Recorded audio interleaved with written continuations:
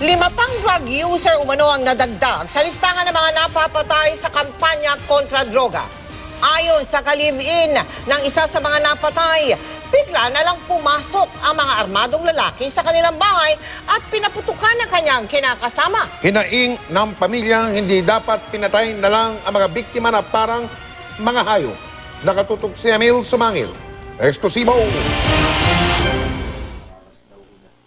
Alas 5:30 kahapon nang huling makitang umalis ng bahay para mamasada ng tricycle ang 26 anyos na si Mark Anthony Pidlawan.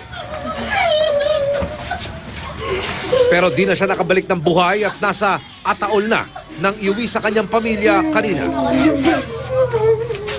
Umapaw ang emosyon ng mga kaanak ni Mark Anthony, lalo na ng kanyang batang babaeng anak, nang masulyapan sa unang pagkakataon ang labi ng biktima. Kasama si Mark Anthony sa 5 napatay sa umunay buy-bust operation ng Quezon City Police sa Barangay Santa Lucia, Novaliches, kagabi. May bisyo po siya talaga dati. Ngayon po sabi niya, pagpasok po ng 2017, huwag ka mag-alala, magbabago na ako. Sa barong-barong na ito, di kalayuan sa kanilang bahay, nabaril ng mga pulis si Mark Anthony kasama ang 4 pa umano sa kanyang mga kaibigang sina Ryan Trinidad, ang may-ari ng barong-barong, sina alias Goma at Batang, at isang hindi pa nakikilalang lalaki. Aminado ang kinakasama ni Ryan na kapwa sila drug user, pero matagal na raw silang nagbago. Hindi naman dapat gagawin parang manok lang or parang daga lang. Wala silang kalaban-laban. Kwento ni Olivia, pumasok daw sa kanilang bahay ang mga nakasibilyang pulis. Saka siya pinalabas kasama ang kanyang mga anak.